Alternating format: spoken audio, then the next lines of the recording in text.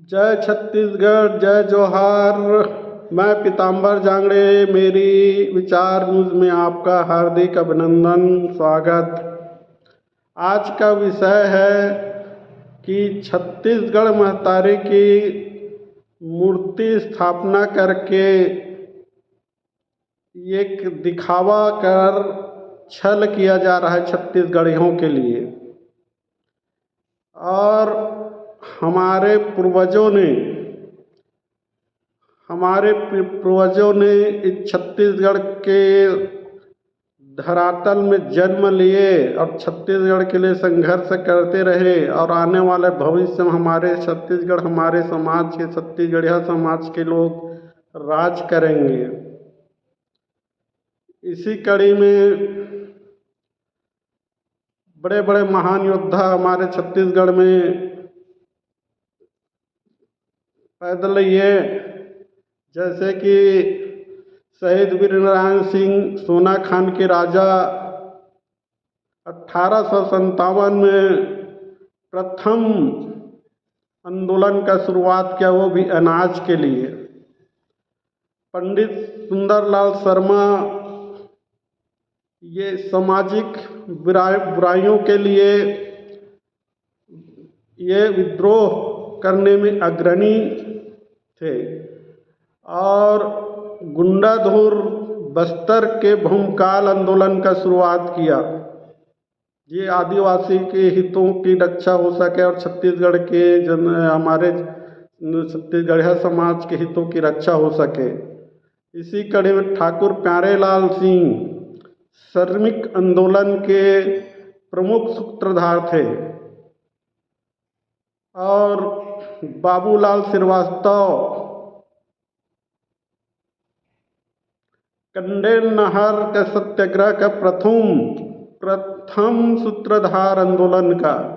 ऐसे ऐसे महान विभूति ने छत्तीसगढ़ समाज के लिए, छत्तीसगढ़ के हित के लिए पैदा लिए और संघर्ष किए, आंदोलन किए।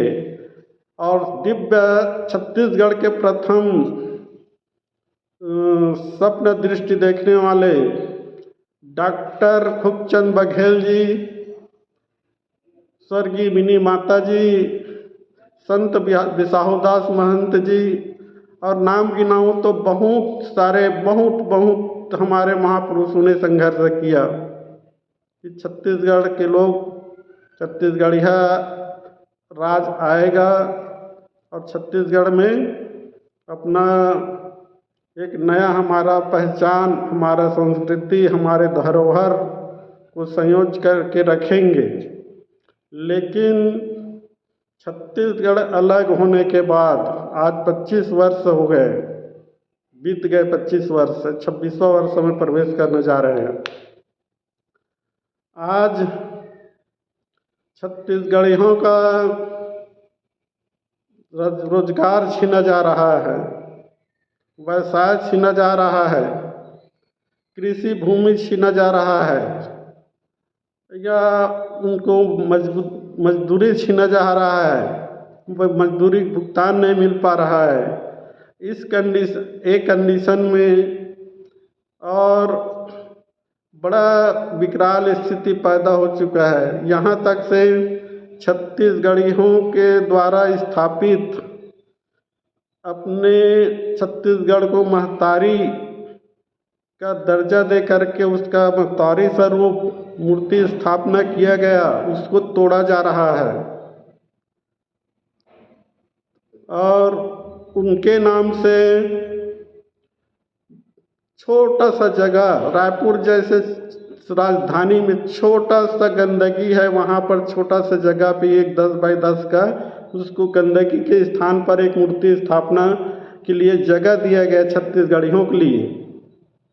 कितना दुख के बात है कि वहाँ इतना गंदगी रहता है और वहीं पर बहुत सारे गंदगी का मैं उसमें चर्चा नहीं करना चाहूँगा, लेकिन ये मन में विचार आता है कि छत्तीसगढ़ियों के हित के लिए रक्षा कौन करेगा। तो इसी कड़ी में मैं डॉक्टर खूबचंद बघेल जी की सपना को साकार करने वाले और